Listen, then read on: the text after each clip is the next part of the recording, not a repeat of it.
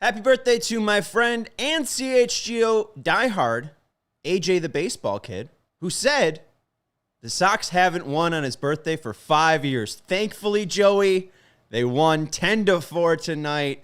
They were able to lock it down after Shane Smith threw 101 pitches. I can't wait to talk to you about this Chicago White Sox winner. You're on the CHGO White Sox postgame show. They lost.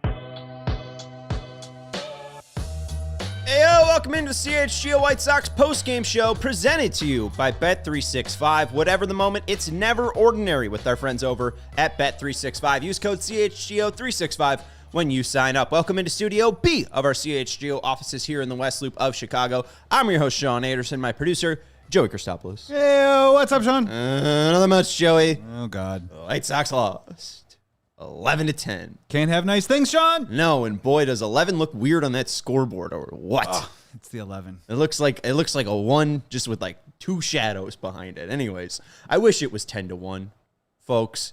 Yesterday was almost a 10-1 win, and then it got ugly and was 13-9. We didn't do a post-game show yesterday. We'll have a show tomorrow at 3:30. Taterhead saying our manager suck. First of all, there should be an S at the end of that.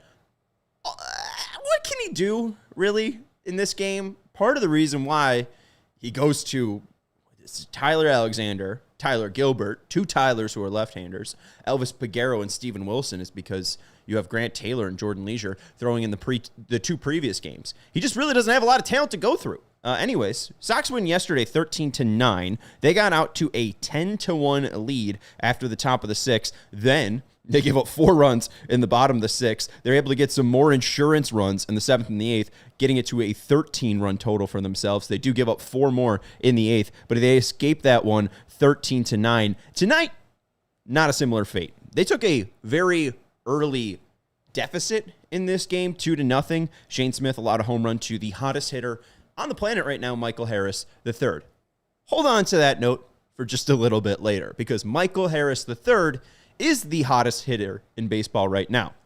Sox in the 3rd inning are able to break on through to the other side, put some runs on the board. Tauchman grounded out to second, which scored Caro and moved Baldwin to 3rd. Caro got on base because of an infield single. Baldwin then singled to center, and then Mydroth had a sac bunt that moved both hitters over. Tauchman able to drive them in. Then a Vargas walk put runners at 1st and 3rd, and then Kyle Teel.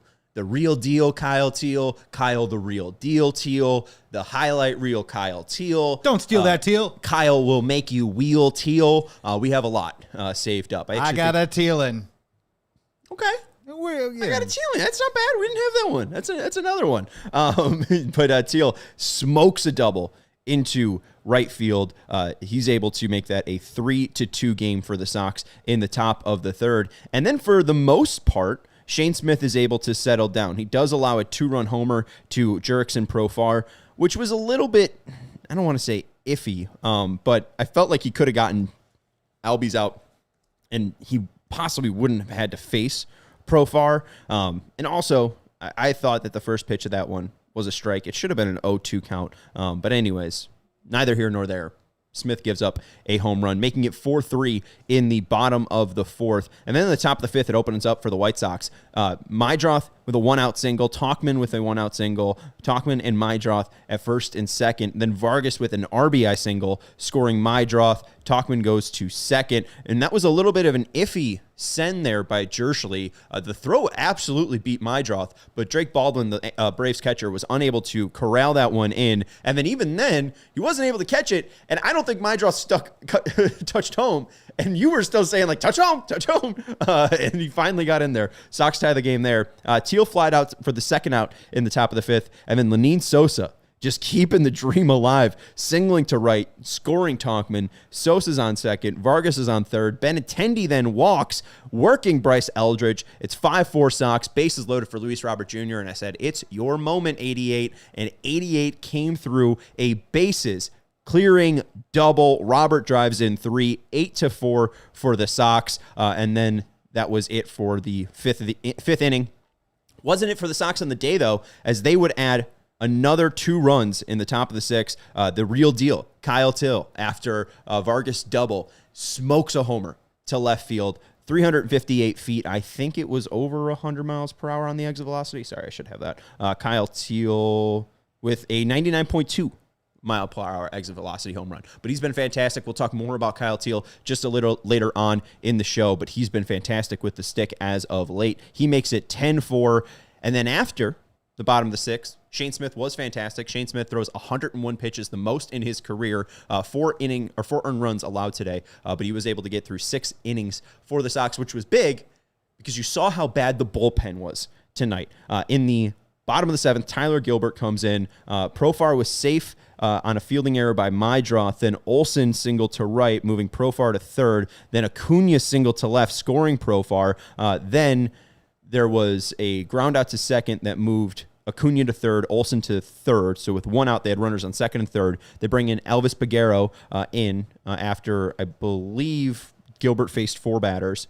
He first walked Ozuna, then Baldwin walked, which scored a run. Then Albie singled to center, and then Alvarez Jr. grounded into a fielder's choice, which was a very weird play because with, I think it was Albie's on second, that was the play where Sosa could have tagged the runner earlier, but the runner hits the deck, allowing the runner to score from third because they're not able to get the force out at first soon enough with 1 out. So Alvarez grounds into a fielder's choice. Baldwin's able to score as Albies kind of hit the deck and forced Sosa just to make that longer effort. Sosa, I felt like, needed to just be aggressive, more aggressive, run at Albie's tag, and then just chuck it over to first to try to get that out. 10-9 there in the bottom of the 7th. And just real quick on that, also on top of that, I think we need to start instructing in those situations that those runners are probably told to stop in their tracks, A, to let the run score, but also try and get into some kind of rundown. So you not only need to go at them with more urgency, I think you need to go low on the tag too as well, because they might also just go down to the ground. So you immediately have to go low, deep, and then try and get that double play. He waited for him, and Albie's extended the run would have scored, but it extended the inning. And then thankfully, they're able to get out of the inning.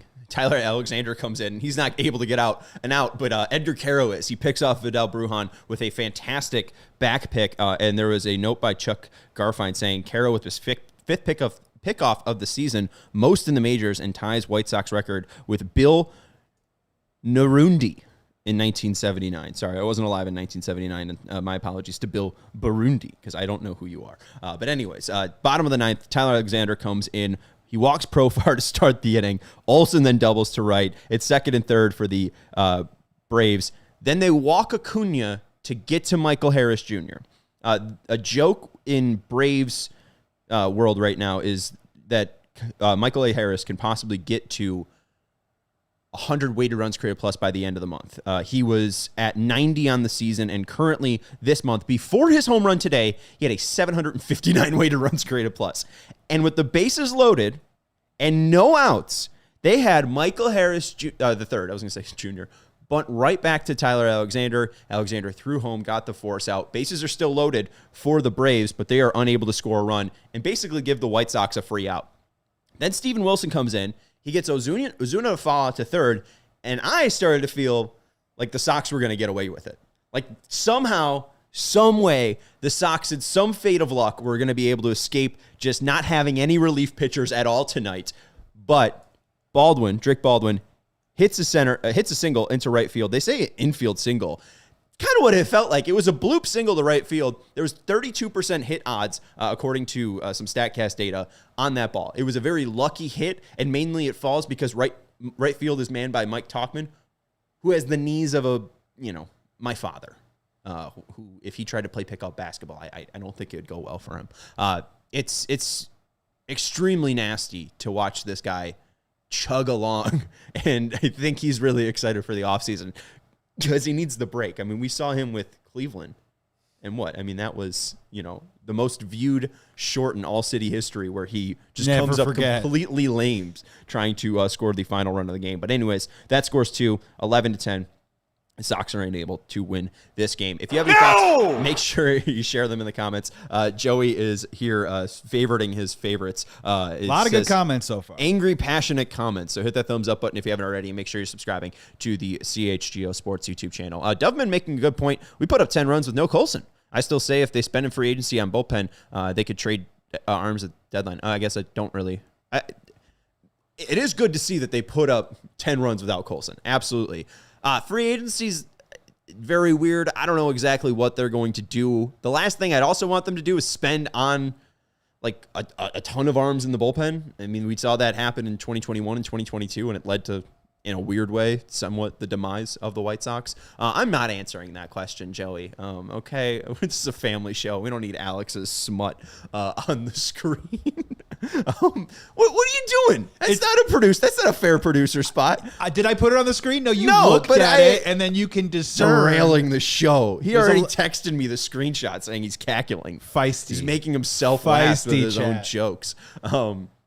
But anyways, I mean, and Tater had saying Dominic Fletcher and Corey Field can't make the team to play right field, but we play Mike Tauchman. Tauchman's been their best hitter. I mean, Tauchman, again, would probably be best suited at DH, but he can't play DH because they have to put the terrible left fielder that they paid $15 million to play DH. They can't put Lenine Sosa at DH because they have to put the guy worth $17.1 million at DH. I mean, Tauchman's been, a 123 weighted runs created player. I mean, this is his best hitting season since 2019. He's been a great influence offensively on this team. Signing. He just can't play the field right now because his quads and his hamstrings are like the beautiful, tender pulled pork that you'd get at an Arby's eatery. Yeah, and then Kevin M. also jumping in saying there's a stark difference between throwing 0 pitches for strikes and nothing competitive versus Tyler Alexander, who throws strikes and gets absolutely crushed. Yeah, it's kind of like Michael Kopech on the Sox versus Tyler Alexander, a guy that just has like crazy stuff, and if he could ever hone it in, wow, what could that be like? Versus Tyler Alexander, where it's like, man, maybe you'd be helped out a little bit if you threw some balls.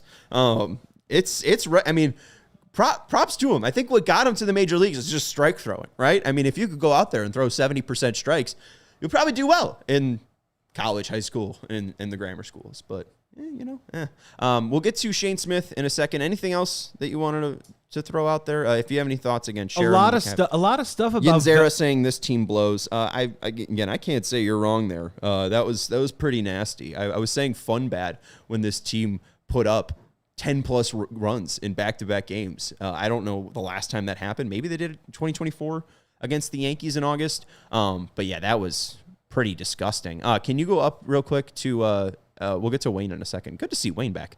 Shy Sox Anthony saying this game felt like last year. I had the ugly feeling, knowing they blow the game. It felt that way last night as well.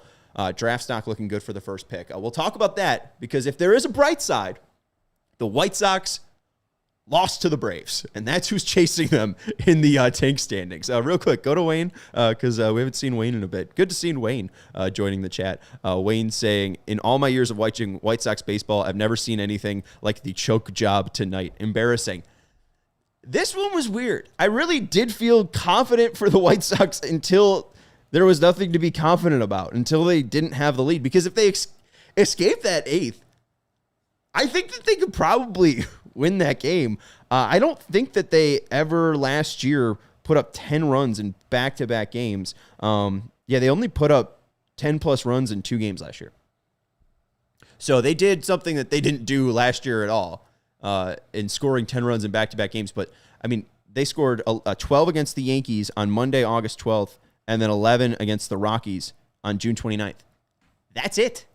They did that twice in a game against Atlanta. I understand that it feels a little bit like last year, but this year was just kind of bad pitching. I mean, even then, like, there wasn't a true error that made this game escape from him. It's just a terrible bullpen, which I feel like could possibly be fixed quickly. Tater says, I have an idea. We have no first baseman. How about we move Andrew Benintendi to first base? I mean, maybe. They're paying him enough money. It should be part of his offseason if, at worst, backup plan if they don't have anybody. Then Kevin M. saying, wow, the Chicago White Sox having players who hit but can't field. Sounds familiar. Tale as old as time. Is there a song? I think there's a song, right? Something, but it's a song. I don't think we have the license, right? No, yeah, no, right. we're not getting in trouble tonight. We lost 11-10. We're not even touching that. We're not going to get a YouTube strike here. We're going to take a break here on the CHGO White Sox podcast. If you have any thoughts, make sure that you throw it into the chat. Justin talking about the lottery. We'll talk to you about the tank standings, and we'll go to Tank-A-Thon in a second because, again, it's about having the best odds at the end of the day. You know, it's 25%. There's still 75% chance that you won't get it. We'll talk about it here on the CHGO White Sox post-game show next. And we got to let you know about our friends over at Bet365. Whatever the moment, it's never ordinary with our friends over at Bet365. Sign up with our code CHGO365 when you do. When you bet $5, you get $150 in bonus bets, whether that $5 bet wins or loses. And the best part, with Bet365, betting Major League Baseball, if the team that you take on the money line takes a 5-run lead, your bet automatically cashes out. The White Sox could be up 5-0.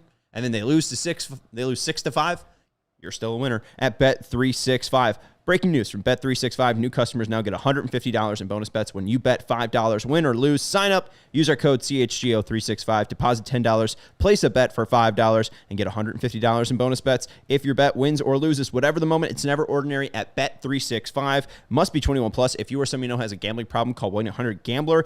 Crisis counseling and referral service can be accessed by calling 1-800-GAMBLER in-app only. We also want to let you know about our friends over at Ray CDJR. Now is the time to save on cars. New vehicles are in store at Ray, Dodge, Chrysler, Jeep, and Ram.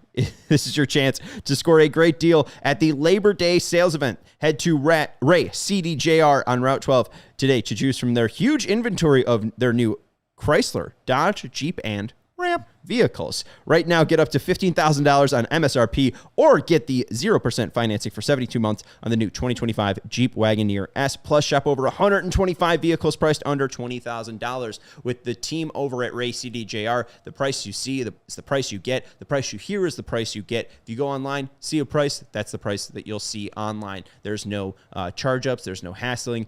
They are good people over at Ray CDJR. Don't miss out on the Labor Day sales event for huge savings on the Jeep Wagoneer S. They've been serving the community since 1963. For more information, visit Ray CDJR today on Route 12 in Fox Lake or at raycdjr.com. Welcome back to the CHGO White Sox postgame show presented to you by Bet365. Use code CHGO365 when you sign up. Shout out to HBS TV, who was at the game and unfortunately had to watch all the fans trickle out as the Braves were losing the game, and then probably saw a rush of fans come in as they started to get closer and closer. Craig is a new name in the chat asking how many wins this year for the Sox. 37 games left for the White Sox. Actually, I don't know if that includes tonight's game or not. 54-81 now. So now they are at 36 games left. So 12? I was going to say 14. Is 13? Yeah. Maybe 13 and a half is the over-under, chat. What do you say? 13 and a half wins, over-under, name it in the chat. 36 minus 12. 12 and 24? I think that's a little optimistic, too, because they have a lot of games against the AL Central. But, yeah, I think 12, and then with 12 plus 50 or 45, that gets them to 57 wins. You know, it's a lot. I think that's under 105 losses. I'll take it. I had them, I think, at 112 or 111 in my preseason, so that's definitely an improvement and definitely not the embarrassment it was last year. Yeah. So, you know, I mean, I think 57's all right, even if they go to 55. Also, shout out to Prime Fuller 69 mentioning, what is Michael A. Taylor on the team for? Because, again, in the ninth inning or eighth inning, why isn't Tauchman out of the game? I mean, we've seen them use Taylor as a defensive replacement. That's a fairly big miss there by Will Venable there, not going to Michael A. Taylor in right field just because that is not a man that needs to be playing the defense or be playing the outfield. All right. Justin saying the top pick is based on a lottery now. It doesn't matter how bad you are. We proved that last year and got the number 10 pick. First of all, that is a draft lottery rule that if you have as a certain threshold team, like if you spend a certain amount, you can't have consecutive, I believe it's 6 picks in a row, top 6 picks. So they had Hagen Smith, and then the year before that, who'd they pick? Sorry, 2020. I think that's what it is. You can't have. I'm messing up the rule. It's been a long night. The year before, Schultz? Smith. No, it wasn't. This is good radio. Anyways, the point is the Sox were forced to get the 10th pick because they had a certain amount of back-to-back draft picks at a certain level that I think were in the top 10. I can't think of who they picked. They went Jacob Gonzalez. So I think if they're in the top 6, you can't get another top 10. So the White Sox in 2025, if I remember this correctly, or 2026 now, if they win this lottery, or even if they're in the top 6, they won't be able to have a top 6 pick in the 2027 draft because they spent a certain amount of money. And maybe I'm wrong. Alex is explaining it here. The Sox would have landed the 6th pick if they were lottery eligible, but they weren't because I think when they had the top 5 pick, when they drafted Hagen Smith, they spent a certain amount of money on that team. Alex saying if you're a revenue sharing payer, you can't have back-to-back top 5 picks. So the Sox could not have Hagen and then another back-to-back. So it's not really on them. Let's go to Tank-A-Thon, though. We could play our little Tank-A-Thon music here, and we could see where the Sox stand now with the Atlanta Braves.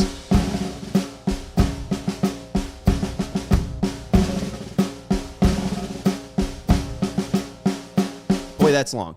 It's way really longer long. than I thought. I thought it was way shorter. Let's go to the Tank-A-Thon standings here and check out what this team has done now because, again, they are not guaranteed the number 1 overall pick. We've done this several times. I think we've gotten number 1 a couple times. We've gotten the 5th pick a couple times. We've gotten the 6th pick a couple times. It's not an easy science, but at the end of the day, losing against Atlanta is not a bad idea. Joey sharing the screen right now. Woof, I cannot say that. Sharing the screen now, and we will do a couple sims of this lottery. Sox stand at 45-81. They are 7.5 games up on the Pittsburgh Pirates, who are 53-74. Athletics are 57-70. Now with Atlanta's win, they're 57-69. So last time we did check on this, Atlanta was 2nd. So now they've fallen down to 4th. The White Sox really need to hold off Pittsburgh, who are 2-8 in their last 10. But you can see on that far right, the odds projection. Sox have the 25.1% odds to get the number 1 pick. Pittsburgh has 20.2%. Atlanta has 15.2%. The Athletics have 15.2%. Atlanta has 11.4%, and then Minnesota 8.3%. Joey, why don't we sim this once and see where the Sox end up?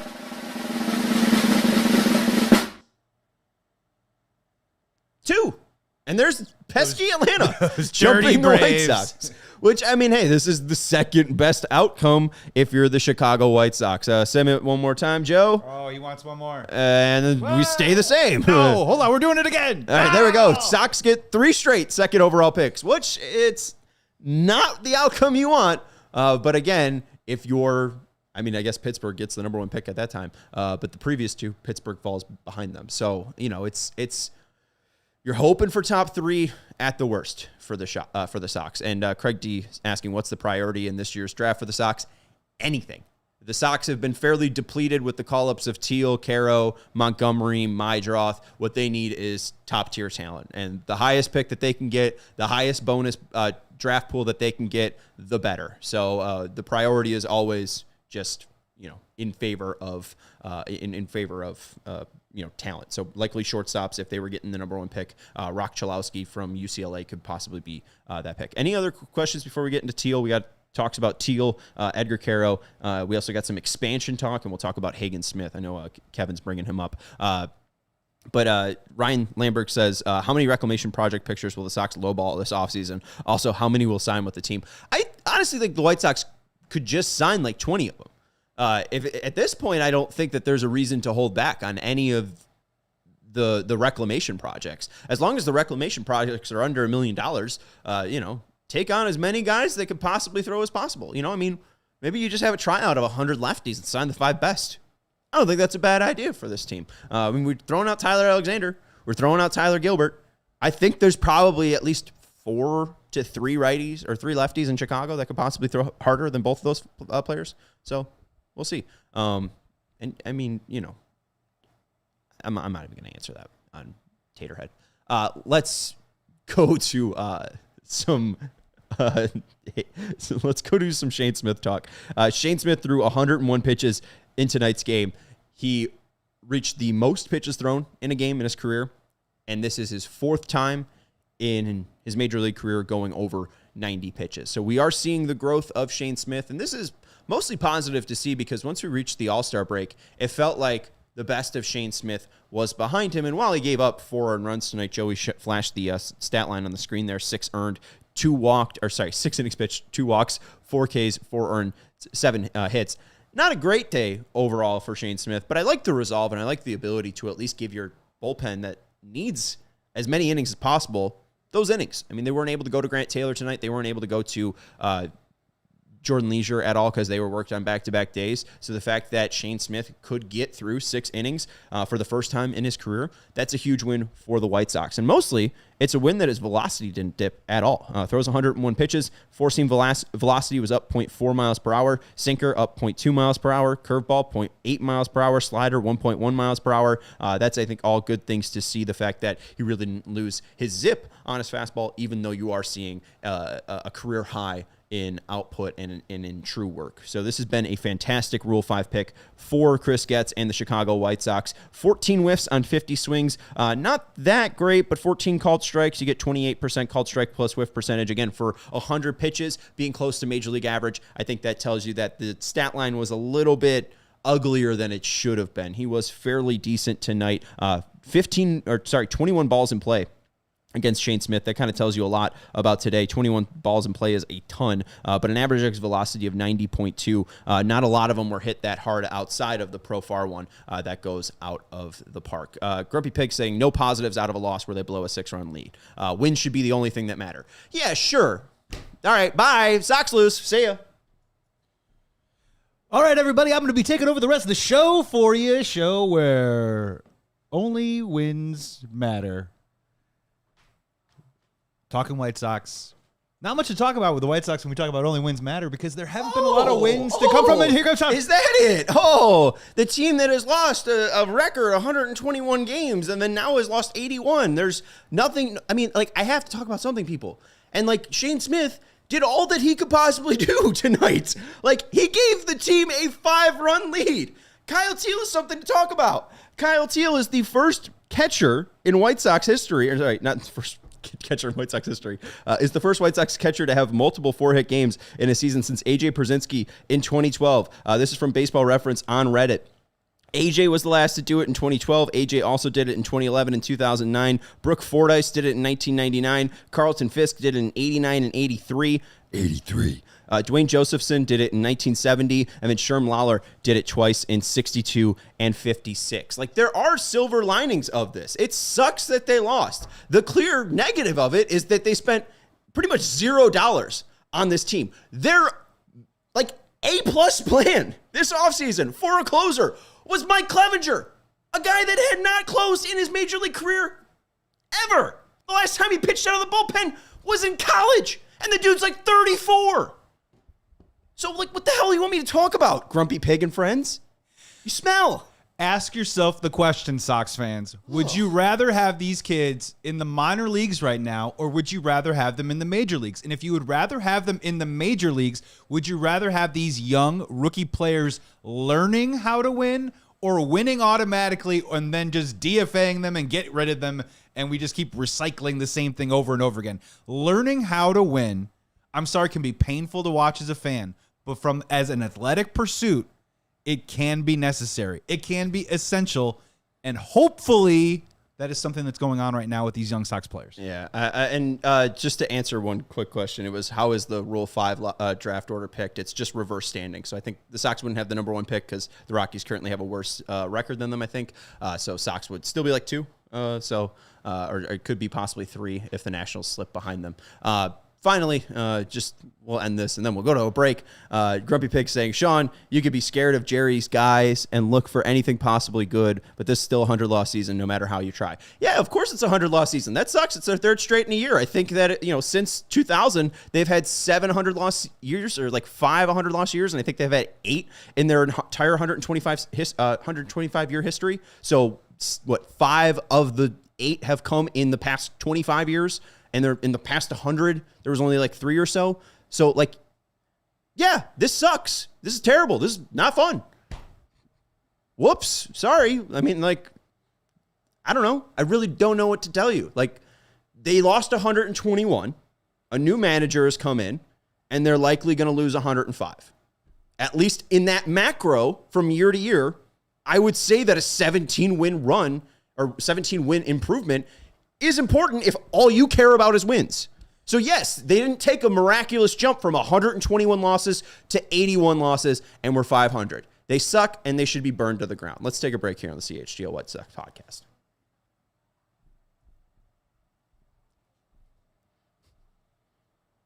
We want to let you know about ourselves, CHGO, on September 8th. It is the first game of the Chicago Bears season, and you do not want to miss out on the first CHGO Bears official tailgate that's located in the large parking lot on the corner of South Wabash and West Cermak. Come to the official CHGO Bears fan event and tailgate to bear down before the game. All tailgates ticket includes multiple beer options, various food options from Firewater Barbecue. Our all-inclusive tailgate experience gets you access to the biggest and best party in the Windy City. You can enjoy tailgate food from Firewater Barbecue, brews, full barred, additional cost separate ticket, games, and sounds from local DJs to keep the party going before the game. The lot is just a 15-minute walk, but there'll be multiple shuttles running with a drop-off at the pedestrian bridge. And if you do want to sign up to become a diehard today with that QR code in the corner, you get an event disc code. So head over to allchgo.com/events to sign up. And we got to let you know about our other friends over at Shady Rays. You know that moment. Maybe you go to a park with your wife and you find a tennis ball and you're like, oh, I should throw a pitch off their mound. And then you leave your sunglasses in the field. Yeah, that happened to me. Thankfully, our friends over at Shady Rays have changed the game. The sunglasses are made for real life. Not only are they durable, so I can also just be stupid and not break them. If you lose or break them, even on day one, Shady Rays will send you a brand new pair, no guilt trip, just replacements. So you can buy your shades without fear and know that Shady Rays will have your back. Shady Rays is the eyewear that, again, has your back. I was going to use that as an ad lib. They wrote that down for me. Isn't that wonderful? We've teamed up with Shady Rays to bring you an exclusive offer. Head to shadyrays.com and use code CHGO for 35% off polarized sunglasses. These are the best sunglasses. I've used them for 3 years. This is a true personal endorsement. I love these sunglasses. Try for yourself. The shades rated 5 stars by over 300,000 people and me. Welcome back to the CHGO White Sox podcast. This has been a really weird season. I can't lie. I don't understand White Sox fans right now, and I think they don't understand the team, and not in even a bad way. I mean, most of you that have been here understand the team. But new names that have popped up, at least in the chat, that aren't here as always, seem like a little disappointed in this team. Or even when I made the comment fun bad, when it gets out of my Twitter circle, it's like, well, this team's fun bad? Pretty bad to me. It's like, I mean, I never expected them at all for a 3-week stretch to be top 5 in hitting in baseball. And since the All-Star break, they've been that. In the first 3 months, you've gotten some pretty decent pitching performances. This team is bad. I'm not trying to give you a different picture other than that. We're right now following the rebuild of Chris Getz. His first year in 2024 was the worst season in White Sox and Major League Baseball history. This year has been a huge improvement over that. And it's not because of the players on the field and the money that they've spent. They haven't spent, 2023, I think they spent $175 million on this team. In 2025, they spent $75 million. They're currently in a switchover period where they're still getting rid of the contracts of Luis Robert Jr. and they're still getting rid of the contracts of Andrew Benintendi. I think that there is a lot of fun in this bad team. There's a lot of fun in Colson Montgomery's run. There's a lot of fun in the growth of Kyle Teel. That's a good one. Now that's the nickname. That's the nickname. Oh, this is going to be something we clip for social. It's Kyle Teel. But anyways, there's a lot to be excited about with Colson Montgomery. There's a lot to be excited about with Kyle Teel. There's a lot to be excited about with Edgar Caro. I don't know if Chase Montgomery is going to be an everyday starter for them, but the fact that he could go out and make plays like he did at shortstop to end, I think, the 6th inning, that's really exciting, even if his main position is second base. I think Braden Montgomery should be a big player. There's still Noah Schultz. Hagen Smith seems to be rebounding. I think that there's a lot of fun in this team, and I understand that the journey of a White Sox fan has not been fun. What you were promised in 2020 was a decade of brilliance. I think that there was some ESPN writer that claimed that the White Sox would win literally like 3 World Series in this decade. Passing. Isn't that a lie? I don't know. I can't find the actual thing, so I don't want to credit to Jeff if I'm wrong, because that's somebody that will come at me and be like, oh, I never said that. But I really think that this is growth in front of your face. Is it fun? No. And maybe that's what people are contending with. It is not fun to be a White Sox fan right now. But being a White Sox fan, I'm having more fun than last year. So that's just something that I'm trying to figure out. Maybe it's something that you're trying to figure out. But at the end of the day, I think Kevin's right. You're entitled to feel pissed off after blowing a 6-run lead when you've seen much better in the last 6 weeks. You do know something's in there. And I guess that's why I'm not so pissed off, is because I know that there's nothing in the arms of Tyler Alexander, Tyler Gilbert, Elvis Peguero, and Steven Wilson, all retreads of Major League Baseball teams. They are in a true transitionary season. And I think the fact that there has been so many highlights in this transitionary season is a huge, huge bright spot for the White Sox organization and fans. I am excited. I'm not trying to be state media at all. I'm just a fan who's excited. Watching Kyle Teel, I was going to do it again, Kyle Teel do this. I want hit homers, it's been a blast. Watching Caro defensively, even though he's not that great of a framer, him behind the plate, he's been like a sniper. I feel like I'm watching Modern Warfare 2 sniper montages all over again. Colson's been a blast.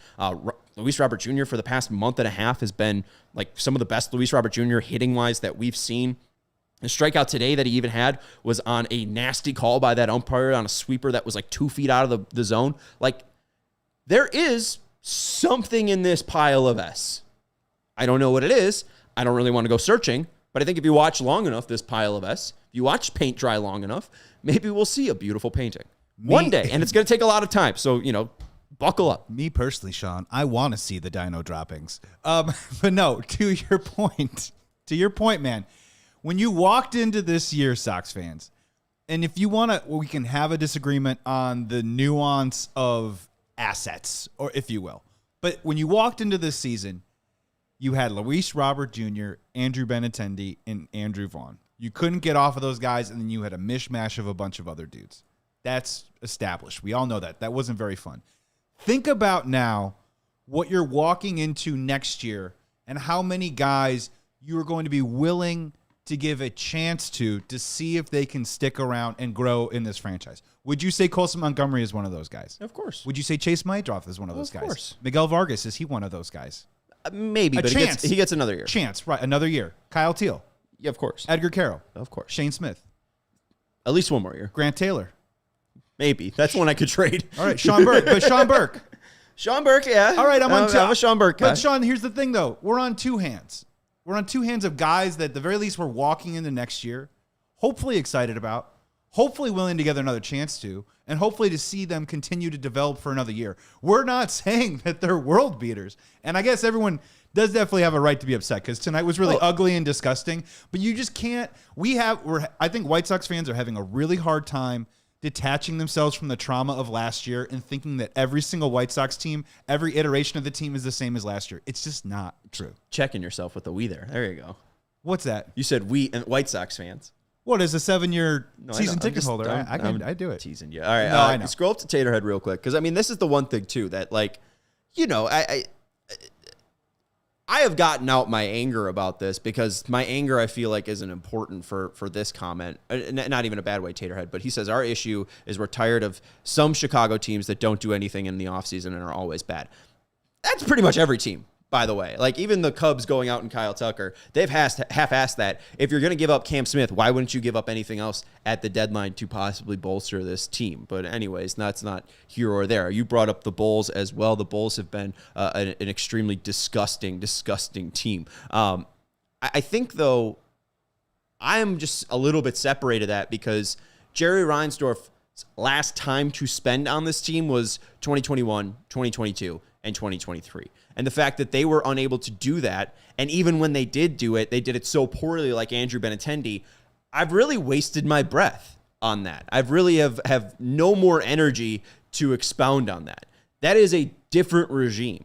It is now the Chris Getz regime, and I have to trust him. And Chris Getz hasn't been given the opportunity to be able to spend yet, which I really can't hate on, because I think that he had to, prove himself that he could build up the underbelly. And now that the underbelly has been built up, I think that you could possibly see light spending this offseason, and hopefully more spending in 2027 when you get a better free agent crop. Because honestly, I mean, I think either Kevin said it or someone said it in the chat, the 2026 free agent class is not looking that enticing. I think you could possibly make the argument that, outside of Kyle Tucker, who could possibly be making $400 million, Luis Robert Jr. could be the most intriguing free agent out there. And you'll be able to just, keep him for a $5 million raise. So I think that Craig is right. You're waiting for new ownership, and the fact that the ownership agreement with the Ishbias is in place, and you're just waiting for 2029 to 2034 kick in. I really have no more breath to waste on they need to spend, because they need to spend on stuff that is ugly and the underbelly. They need to spend on their Dominican Academy that they've completely neglected for 15 years. They need to spend on pitching machines that they've neglected for 15 years. I mean, we just talked about, I think last year in the offseason, Getz finally getting one of those fancy hitting machines. You could see it in Sean Evans's video that he did behind the scenes with the White Sox, where he says he wants to face Tyler Glass now, right? Like, most Major League Baseball teams have had that for a couple of years. The Sox have finally just gotten that state-of-the-art technology. So I hear that, like, they need to use the money, but Getz is using his money on things that aren't on the field. And while that may not give you that immediate payoff that most fans want, like Randy says in the chat here, you have to be patient. And I know it sucks because you had to be patient after 2015 and then watch that crappy rebuild happen, and now you have to be patient again. It's not fun, but as Dr. Nick says, I think they're honestly a little bit ahead of schedule. If Getz can make an interesting enough pitch to Jerry, I wouldn't think that they wouldn't be able to not spend. If Robert has a pretty good 2026, or they're able to get a good return out of him, like, I could really see them spending in 2027 even before a new owner takes over. I don't think it will be a $100 million player, because we haven't seen that just yet. But I do think that we could see small minor additions that even like teams like the Brewers or Rays can do to improve their team, because there has been a lot of talk from Brian Bannister, Chris Getz, that it does seem like they were trying to model their team off of the Braves and Rays, which means, more spending on analytics and behind the scenes stuff rather than players on the field, and using controllable players to build up that talent. And right now what you're seeing is Colson, Teel, Mydroff, Caro, controllable talent, hopefully raising all boats, lifting all tides. Real quickly, let's talk about Kyle Teel for a second.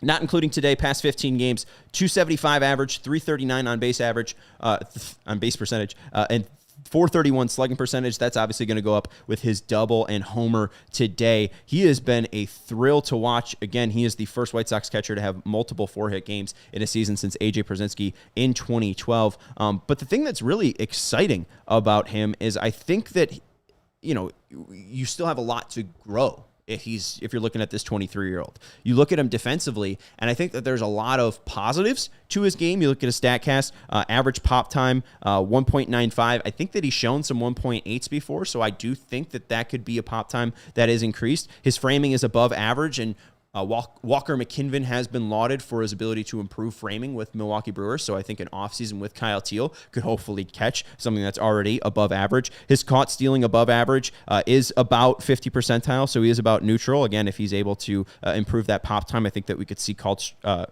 stealing improve. And the one thing that he hasn't done well is blocks, and I think that's one thing that young catchers are getting used to with the one kneel stance, getting used to both the one kneel stance, but then also doing the one kneel stance, even if they've been doing it in college, but catching major league pitching, right? When you're facing or catching the Grant Taylors, when you're catching Shane Smiths or Sean Burks, like it's a lot different than catching your college teammates. So I think that Teel is a really fun canvas to work on. Above average walk percentage as well, above average chase percentage, which means he doesn't chase a lot. Above average launch angle, sweet spot, nearly 100 percentile, which has been a lot of the reason why Lenyn Sosa has been so good as of late. Above average expected weighted on base average, above average expected batting average and above average expected slugging percentage. This is a very, very exciting and intriguing kid that I think that you should be very, very excited about. The other thing, too, that sticks out is looking at him versus 95 plus as a hitter. He has a 250 average, 273 on base percentage, and a 500 slugging percentage, a 26.4% whiff rate. That is extremely good, especially when you compare it to his counterpart in Colson Montgomery. A 105 batting average, 150 on base percentage, 263 slugging percentage. They both have the same whiff rate. So the fact that Kyle, same age, lefty swing, has been able to do so well against velocity, I think just kind of shows how advanced he is as a hitter and how easy the transition has been. I remember one comment from DJ saying, once he starts getting his foot down on fastballs against fastballs, he's going to be something. And it feels like he's starting to get around on fastballs, and it seems like he really is going to be something. So I'm really, really excited about Kyle Teel, and I think that you should be as well. Again, I brought up Edgar Caro's fifth pickoff, as Chuck Garfien mentioned, most in the majors, and tied the White Sox record that was set in 1975. One thing that he can improve is framing. He's a little bit better at Teel at blocking the ball, but they're about similar when it comes to pop time and call it stealing above average. But the one thing that Caro has been able to do is those back picks, both at third and first. So very exciting duo that they do have.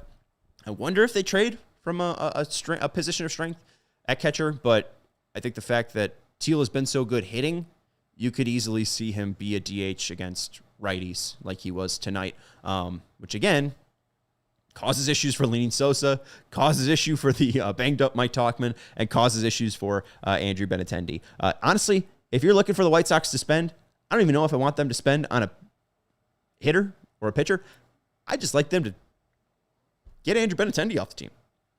Could we just pay him $17.1 million not to play on our team in 2026? That'd be great. Final thing, Hagen Smith. Not Kevin mentioned him in the chat earlier. 5 innings pitched, 2 hits, 1 earned runs, 2 walks, 7 Ks. Kevin asked about his velocity. Do we know what Hagen's velocity was? I think that was a lot of the concern most recently, that there was a significant dip. I think he was back to around 95. I don't have that confirmed, but not only was it the velocity stuff, it was command and his lack of command. It seemed like his mechanics were getting away from him. So it does seem, especially in the videos, he seems closer to that Arkansas Hagen, where he is just very tight, coiled, and exploding at the right point. So if they are able to pick it up a little bit, I think that this could be very interesting. Tud saying the offense has been okay in the second half. White Sox are 13-6 since the All-Star break.